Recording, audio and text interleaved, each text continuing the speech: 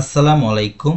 আজকে আমরা এইচএসসি 2024 সালের যশোর বোর্ডে আসা এই প্রশ্নটা সমাধান করব। তো এখানে উদ্দীপকে দুইটা চিত্র দেওয়া আছে। এখানে বলা হয়েছে এ হলো একটা কাল্পনিক গ্রহ আর বি হলো আরেকটা কাল্পনিক গ্রহ। তো এখানে বলা হয়েছে এ ও বি দুইটি কাল্পনিক গ্রহ পরস্পর হতে 1.5 × 10⁶ কিলোমিটার দূরে অবস্থিত। তাদের সংযোগ রেখা হলো পি বিন্দুতে অবস্থিত। অর্থাৎ এই বিন্দু হতে এই বিন্দু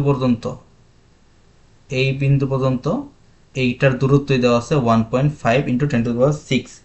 তো আমাদের পি বলছে গ নাম্বার যে পি বিন্দুতে লব্ধি মহাকর্ষীয় প্রাবল্য বের করতে বলা হয়েছে।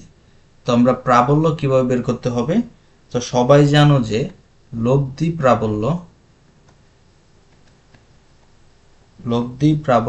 ই equal to E A minus EB. তাহলে ই এ হলো এই যে এ বিন্দুর সাপেক্ষে এই পি বিন্দুর যে প্রাবল্য, আর ইবি হলো পি বিন্দুর সাপেক্ষে এই বি বিন্দুর যে লব্ধি প্রাবল্য সেটা। তো এখন আমরা বের করব। তো প্রাবল্য যে সূত্র সবাই আশা করি জানো, সেটা হলো G M by r square. তাহলে এখানে আর কত? আর তো দেওয়া নাই, তাহলে এখানে ডি আছে। তো এখানে আমরা ডি বসাবো না, এখানে আমরা বসবো d/2। কেন d/2 হবে? কারণ এইটা সম্পূর্ণ দূরত্ব হলো ডি, কিন্তু আমাদের এখান থেকে যে পি বিন্দুর দূরত্ব সেটা হলো d/2, আর এইখান থেকে পি বিন্দুর যে দূরত্ব সেটা হলো d/2। এই জন্য আমরা এখানে d/2 বসাবো। তাহলে এটা আমরা এ বসাই minus G M V divided by d/2 whole square, এটা স্কোয়ার। তাহলে এখানে কি থাকে? দেখো এই সম্পূর্ণ অংশটা কিন্তু এখানে কমন, তাহলে আমরা এটাকে জাস্ট উল্টিয়ে দিব। তাহলে এখানে থাকে হলো 4g D square equal to M A minus M B.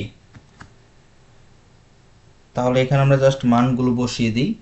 4g/d², এইখানে মানগুলো আমরা বসিয়ে দিই 6 × 10⁻24 মাইনাস 7.4 × 10⁻22।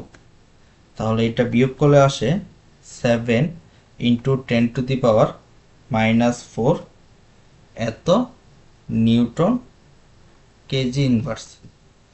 তো এটাই ছিল আমাদের গ নম্বর প্রশ্ন। এরপর গ নং বলা হয়েছে এ বা বি কোন গ্রহপৃষ্ঠ হতে 1000 কেজি বরের কোনো নভোযানকে মহাশূন্য পাঠাতে গতিশক্তির প্রয়োজন। তো তোমরা সবাই এই গতিশক্তি সূত্রটা জানো।